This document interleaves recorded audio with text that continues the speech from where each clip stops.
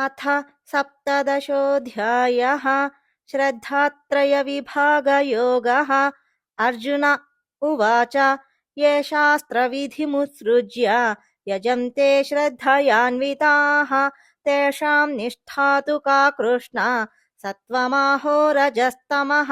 श्रीभगवानुवाच त्रिविधा भवति श्रद्धा देहिनां सा स्वभावजा सात्विकी राजसी चैव तामसी चेति तां शृणु। सत्त्वानुरूपा सर्वस्य श्रद्धा भवति भारत। श्रद्धामयोऽयं पुरुषः यो यच्छ्रद्धः स एव सः। यजन्ते सात्विका देवान् यक्षरक्षांसि राजसाः प्रेतान् भूतगणांश्चान्ये यजन्ते तामसा जनाः।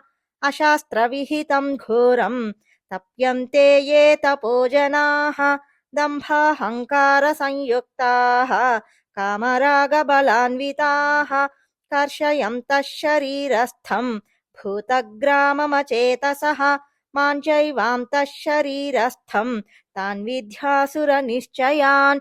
आहारस्त्वपि सर्वस्य त्रिविधो भवति प्रियः यज्ञस्तपस्तथा दानं तेषां भेदमिमं शृणु। आयुः सत्त्वबलारोग्य सुखप्रीतिविवर्धनाः रस्याः स्निग्धाः स्थिरा हृद्याः आहाराः सात्विकप्रियाः कट्वां ललवनात्युष्णा तीक्ष्णरूक्षविदाहिनः आहारा राजसस्येष्टाः दुःखशोकामयप्रदाः यातयामं गतरसं पूतिपर्युषितं च यत् उच्छिष्टमपि चामेध्यं भोजनं तामसप्रियम्। अफलाकाङ्क्षिभिर्यज्ञः विधिदृष्टो य युज्यते यष्टव्यमेवेति मनः समाधाय स सात्विकः। अभिसन्धाय तु फलं दम्भार्थमपि चैव यत् युज्यते भरतश्रेष्ठ तय्यज्ञं विधि राजसं। विधिहीनमसृष्टान्नं मन्त्रहीनमदक्षिणं श्रद्धाविरहितं यज्ञं तामसं परिचक्षते। देवद्विजगुरुप्राज्ञा पूजनं शौचमार्जवं ब्रह्मचर्यमहिंसा च शारीरं तप उच्यते। अनुद्वेगकरं वाक्यं सत्यं प्रियहितं च यत् स्वाध्यायाभ्यसनं चैव वाङ्मयं तप उच्यते। मनःप्रसादः सौम्यत्वं मौनमात्मविनिग्रहः भावसंशुद्धिरित्येतत् तपोमानसमुच्यते। श्रद्धया परया तप्तं तपस्तत्त्रिविधं नरैः अफलाकाङ्क्षिभिर्युक्तैः सात्विकं परिचक्ष्यते।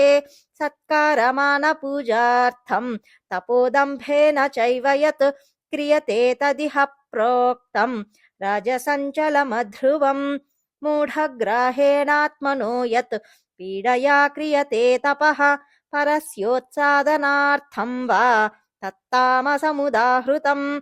दातव्यमिति यद्दानं दीयतेनुपकारिणे देशे काले च पात्रे च तद्दानं सात्विकं स्मृतम्। यत्तु प्रत्युपकारार्थं फलमुद्दिश्य वा पुनः दीयते च परिक्लिष्टं तद्दानं राजसंस्मृतम्। अदेशकाले यद्दानम् अपात्रेभ्यश्च दीयते असत्कृतमवज्ञातं तत्तामसमुदाहृतम्। ॐ तत्सदिति निर्देशः ब्रह्मणस्त्रिविधः स्मृतः ब्राह्मणास्तेन वेदाश्च यज्ञाश्च विहिताः पुरा।